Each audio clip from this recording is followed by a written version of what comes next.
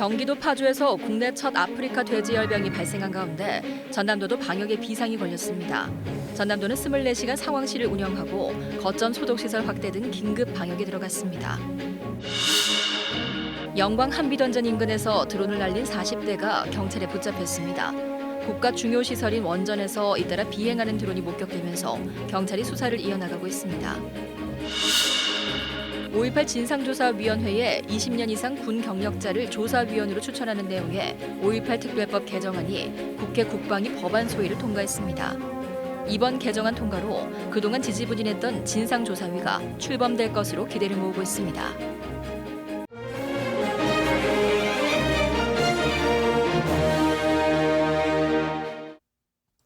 목포에서 전해드립니다. 추석 연휴가 지나자마자 국내에서는 처음으로 경기도 파주에서 아프리카 돼지열병이 발생했습니다. 치사율 100%로 알려진 돼지열병이 발병하자 전국적으로 비상이 걸렸는데요. 전남도도 전국 돼지 사육 규모의 10%를 차지하고 있는 만큼 아프리카 돼지열병 유입을 막기 위해 총력전에 들어갔습니다. 보도에 손준수 기자입니다.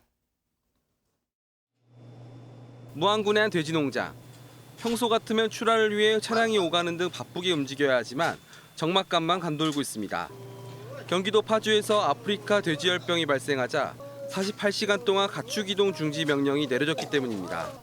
지난 무더위를 어렵게 버틴 축산 농민들은 혹시나 아프리카 돼지열병이 확산되지는 않을까 노심초사하고 있습니다. 청천날벼락 같은 그런 농가로서 느껴집니다. 같이 머리를 맞대고 방역을 하는데 최선을 기해주시기를 부탁을 드리겠습니다. 전라남도도 긴급 방역에 나섰습니다. 가축질병 위기경보 가운데 가장 높은 심각 단계를 발령하고 24시간 상황실 운영에 들어갔으며 거점 소독시설도 기존 9곳에서 도내 22개 모든 시군으로 확대했습니다. 또 영광에서 구례까지 도 경계 지역마다 이동통제 초소를 운영해 타 지역 돼지가 들어오는 것을 막고 있습니다. 특히 축산농가 모임은 전면 금지하고 농장과 독축장에 대해서도 매일 소독에 들어갈 예정입니다. 일단은 우리 도로 유입하는 걸 최대한 지금 막는 게 급선무다. 그래서 지금 차단 방역 대책을 철저히 좀 수립해서 진행하고 있다는 말씀 드리겠습니다. 현재까지 경기도 파주의 돼지열병 발병 농가와 전남 농가들의 역학관계가 없는 것으로 파악된 상황. 전남도는 그러나 안심할 수 있는 상황이 아니라며 돼지열병의 외부 유입을 막기 위한 가동자원을 총동원하겠다고 밝혔습니다. KBS 뉴스 손준수입니다. 이런 가운데 전남도는 돼지고기에 대한 과도한 불안감을 경계하고 나섰습니다. 전남도는 아프리카 돼지열병이 인수 공통 전염병이 아닌데다 발병한 돼지고기 등은 모두 매물 처분돼 시중에 유통되지 않는다고 밝혔습니다. 전남도는 또 돼지고기를 먹을 때 감염 걱정을 할 필요는 없고 평소와 마찬가지로 익혀서 섭취하면 된다고 덧붙였습니다. 육지에 이어 바다도 비상이 걸렸습니다. 적조 경보가 내려진 여수 해역에서 양식어류 24만여 마리가 폐사했습니다. 어민들은 할 말을 잃었습니다. 양창희 기자의 보도입니다. 양식장에서 기르던 숭어가 바다 위로 허옇게 떠올랐습니다. 바구니에는 죽은 물고기가 가득 담겼습니다. 적조 경보가 내려진 여수 돌산읍 양식장에서 숭어와 농어 등이 집단 폐사한 겁니다. 폐사가 나서 쭉 그냥 전부 하얗게 떴죠. 자연 재해로운 거 우리가 어떻게 막을 수가 없잖아요. 지난 13일부터 지금까지 피해 양식장이 12곳, 양식 어류 24만여 마리가 폐사한 것으로 집계됐습니다. 죽은 어류 일부의 아가미에서는 적조 생물이 발견됐습니다. 전라남도는 집단 폐사가 적조 때문인 것으로 보고 수산과학원에 정밀조사를 의뢰했습니다. 여수 해역에는 지난달 23일 적조주의보가 내려졌고 지난 10일부터는 적조경보가 일주일째 이어지고 있습니다. 특히 태풍 링링이 물러가고 적조생물이 살기에 알맞은 높은 수온이 유지되면서 추석 연휴에 피해가 집중된 걸로 보입니다. 돌산 동쪽 바다에서 5밀도 적조가 11일, 12일 이렇게 추석 전후로 해가지고 들어왔어요. 대규모 적조가 넘어오다 보니까 전라남도와 여수시는 이번 주 들어 수온이 떨어지면서 적조가 소강 상태를 보이고 있다면서도 추가 피해가 없도록 방제 작업을 계속하겠다고 밝혔습니다. KBS 뉴스 양창희입니다. 제13호 태풍 링링으로 인해 전남 지역은 19개 시군에서 101억 원의 물적 피해가 발생한 것으로 집계됐습니다. 전남도는 이번 태풍으로 인명피해는 발생하지 않았지만 주택 58동이 침수되거나 파손됐고 벼 쓰러짐이 7,004헥타르, 과수 피해가 1,223헥타르 발생한 것으로 집계됐다고 밝혔습니다. 시군별 피해 규모는 신안군이 47억 1천만 원으로 가장 컸고 진도군과 해남군이 뒤를 이었습니다. 재산 피해가 집중된 신안군 흑산면은 피해 금액이 확정되면 오는 24일쯤 특별 재난지역으로 선포될 예정입니다. 전남의 교통문화지수가 전국 최저 수준을 기록한 가운데 해마다 하락하고 있는 것으로 나타났습니다. 국토교통부가 발표한 지역별 교통문화지수 자료를 보면 지난해 전남의 교통문화지수는 73.96으로 17개 시도 가운데 15위를 기록했습니다. 또 2016년 82.77을 기록한 이후 2년 만에 10포인트 가까이 떨어졌습니다. 지난해 전남의 교통사고 사망자 수는 전국에서 가장 많은 246명으로 나타났습니다. 5.18 진상규명 특별법 개정안이 국회 국방위원회 법안심사 소위를 통과했습니다. 자유한국당이 추천한 조사위원 자격이 논란이 되면서 사실상 중단됐던 조사위원회 구성과 출범이 속도를 낼 것으로 기대됩니다. 보도에 김서정 기자입니다. 5.18 진상규명위원회 조사위원 자격에 군 경력을 추가하는 내용의 5.18 진상규명 특별법 개정안이 국회 국방위원회 법안심사소위원회를 통과했습니다. 자유한국당 백승주 의원이 발의한 개정안은 법조와 법의학 등에 한정했던 조사위원 자격에 군 경력 20년 이상을 추가하는 내용입니다. 한국당 추천 후보가 법적 자격에 미달한다며 청와대가 임명을 거부한 지난 2월 이후 7달 만에 조사위 구성에 돌파구를 찾은 겁니다. 특히 조국 법무부 장관 임명을 두고 여야의 날선 갈등 상황에서 원포인트 심의가 이뤄진 점도 의미가 큽니다.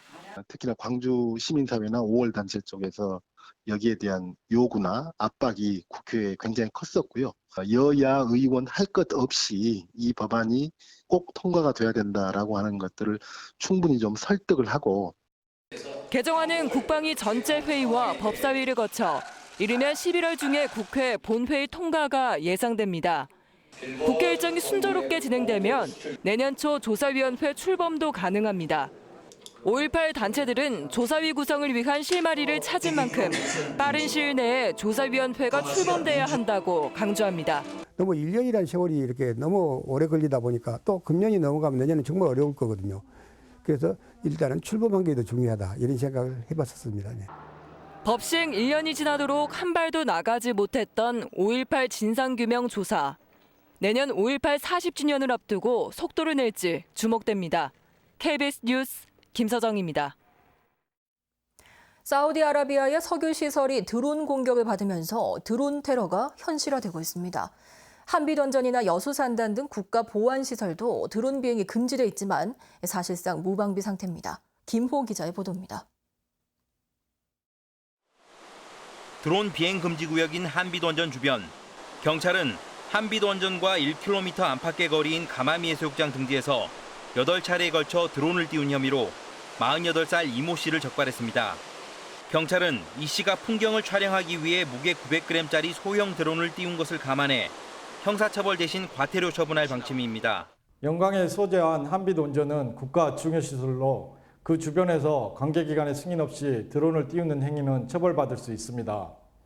주민들이나 관광객은 각별한 주의가 필요합니다. 하지만 지난달 29일과 지난 7일 신고된 원전 주변 야간 드론 비행에 대한 수사는 진척이 없습니다. 항공안전법 등에 따라 국가보안시설 가급인 원전 반경 18km 이내에서는 드론 비행이 금지돼 있지만 사실상 무방비 상태입니다. 드론 비행을 단순 감시할 뿐 물리적으로 접근을 막을 수도 없습니다. 현재 정부와 유관기관 그리고 한수원이 공동으로 드론 방호 시스템을 구축 중에 있으며 이 장비에 대해서 실증 시험이 진행 중에 있습니다. 이게 완료가 되면 전 원전에 도입할 예정입니다. 2016년부터 전국의 원전 주변에 드론 등 무인 비행체가 출몰한 것은 모두 13차례. 드론 공격에 대비한 방호 체계를 서둘러 정비해야 한다는 목소리가 나오고 있습니다. KBS 뉴스 김호입니다. 근무를 하다 부상을 입은 광주 전남 경찰관이 증가한 것으로 나타났습니다. 대한정치연대 소속 정인화 의원이 경찰청 자료를 분석한 결과 지난해 공무 수행을 하다 부상을 입은 전남청 소속 경찰관은 110명으로 지난해 81명과 비교해 35.8% 늘었습니다. 같은 기간 광주청 소속 경찰관 공상자도 전년 대비 11.2% 증가했습니다. 특히 검거 과정 등에서 피의자로부터 부상을 당한 경우가 2017년부터 2년 동안 전남은 11명에서 25명, 광주는 16명에서 27명으로 급증했습니다. 전라남도 혁신박람회가 내일 목포 원도시 문화재 거리에서 열립니다. 20일까지 열리는 이번 혁신박람회는 지자체의 혁신 사례와 성과를 주민과 공유하기 위해 마련된 행사로 혁신박람회가 지방자치단체에서 열리는 것은 이번이 처음입니다. 특히 이번 박람회는 부스나 텐트에서 열리던 기존의 방식에서 벗어나 원도심의 빈집 등을 활용하는 등 이른바 지붕 없는 박람회로 치러질 예정입니다. 전남도가 오는 2022년까지 총 사업비 900억 원을 들여 전남 전역에 이모빌리티 5천여 대와 충전기 7,200여 기를 보급합니다. 지금까지 목포였습니다.